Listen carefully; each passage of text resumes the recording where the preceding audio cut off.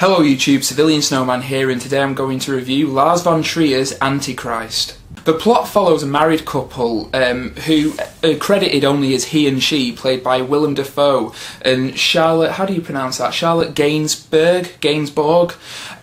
Basically, their child, while they're not watching him, falls out of an open window and dies. So, overcome by grief, they retreat to a cabin in the wood to kind of conquer their grief and face their fears and blah blah blah, but end up kind of torturing each other, so it takes a turn for the worse, to be honest. So Antichrist is a really peculiar experience. Now let me just start by saying the first 30 seconds or so I was thoroughly hooked. Now I was expecting to just hate every moment of this movie, from what people have told me online and from other reviews and stuff. I was just expecting to think it was the biggest piece of shit of the year, but yeah, it actually kind of hooked me in, because the first 30 seconds are absolutely gorgeous. Now, they are pretentious as well. It's a very slow motion, black and white scene of lovemaking in the shower, and it's very beautiful, very elegant, and it's intercut with the child kind of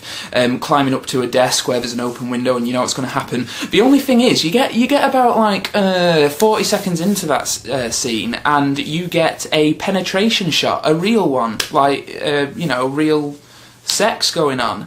And while I'm not a prude, you know, I've got nothing against that kind of shit, you know, in film and stuff, it was just so distracting.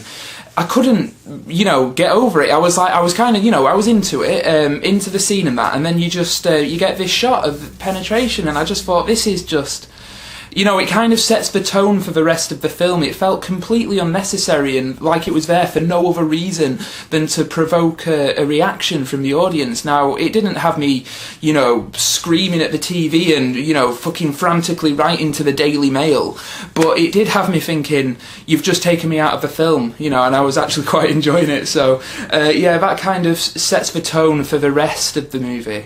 This problem extends to the somewhat gratuitous violence that you get throughout, because I just want to say that for the most part I really enjoyed this movie for what it was. I mean, I have a lot of problems with it, which I'm going to get into, but the violence as well felt oddly out of place. Well, not necessarily out of place, but just so extreme that it was just completely unnecessary, and for no other reason than it distracted me from the film, the plot and the characters. You know, it didn't just make me wince, you know, like some violence does, but it actually took me out of the film, and I was very aware that I was watching a movie. At no point was I engrossed, thanks to Lars Von Trier's overkill, if you will. And this applies to the two infamous scenes that everybody knows about, but if you don't want to know, switch off now or skip ahead 30 seconds. But there is a scene where Willem Dafoe has his balls crushed, and then Charlotte Gainsbourg character, you know, makes him squirt blood all over her, which is interesting, and it's shown in all its glory. And then there's a scene where she takes a pair of scissors to her own clitoris. Yes. Now, you probably already knew about those, but those are the two infamous scenes, and it seems like, to me, Lars Von Trier came up with those scenes, like, what is the sickest shit I can show on camera? He thought of that, and then built a film around it. But I must admit, they just took me out of the film, and the only good point I can think of about those violent scenes are the fact that they used prosthetics and practical effects rather than CGI blood.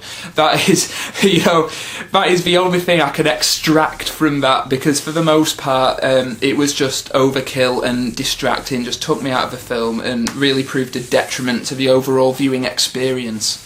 There are good points to this film, however, believe it or not, one of which is the cinematography. Now, it is filmed on digital, so in some of the kind of nighttime darker scenes, it looks really cheap and nasty.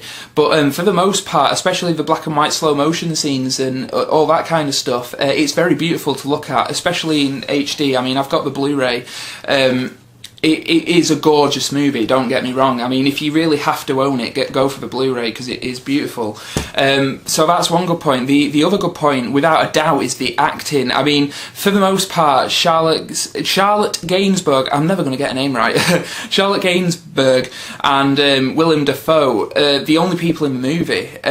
And they are astonishing in it, to be honest. Willem Dafoe, a little less so, but he's really, really good in it, and he plays they're a married couple, but he's kind of her psychiatrist at the same time, and the chemistry and the interplay between them is so awkward during the therapy scenes, but in a good way. Like, you feel like you're kind of a participant. It's weird. They're so awkward around each other that it really kind of draws you into the characters. I actually found myself drawn in during those therapy scenes because, to be honest, his way of coping was to analyse her way of coping. So it was like, almost like coping via proxy or something, and it was quite awkward to watch. But I found it very interesting, and quite an interesting spin on it, so I like that. And Charlotte Gainsbourg is without a doubt the best thing about the film.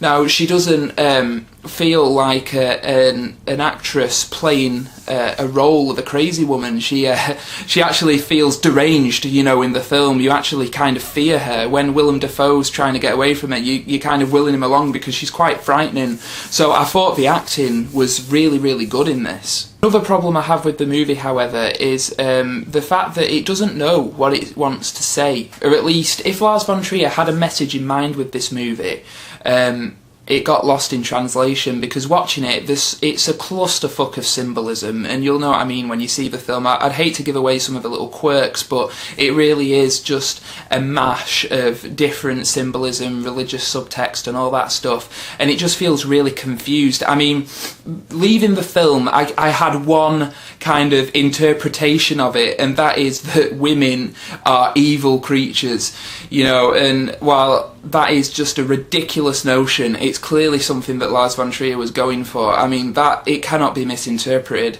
You know, even the female character admits to this during the film, you know. So that's the only thing I really got from the film, was that Lars Von Trier hates women, which we all already know because of his reputation and shit. So it just felt really muddled, and like it didn't know what it was trying to say. Although the fact that I was sat there trying to figure it out kind of is a good thing, because it's one of those movies that makes you think, you know, to all intents and purposes, you leave with it in mind, you don't instantly forget about it.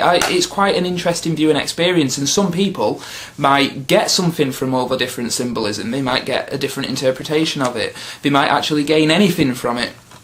But yeah, the fact that it has you thinking is a good thing. So I would actually, if you can stomach gore, and it is really, really gratuitous violence, if you can stomach it, I would recommend watching Antichrist, because I think it's an interesting film and it is worth a watch. Let's put it this way, I don't regret buying the Blu-ray, and I know that I will watch it again at some point. Now, it might not be for a while, but it will have me watching it again.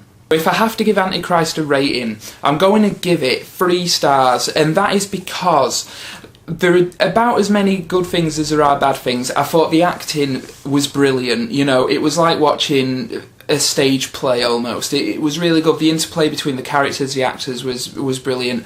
The cinematography is gorgeous. It really is, especially in HD.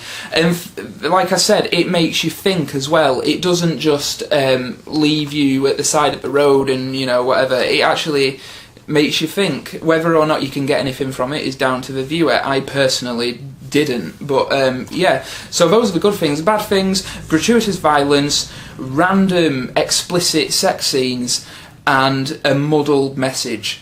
So to me, it's kind of 50-50, so I'll give it 3 stars, although it is an interesting film and it's definitely worth a watch. Anyway, I hope you've enjoyed this review. Thanks to everybody who comments, rates and subscribes. You're all absolutely brilliant. So this is CivilianSnowman signing out. I'll see you later. Bye.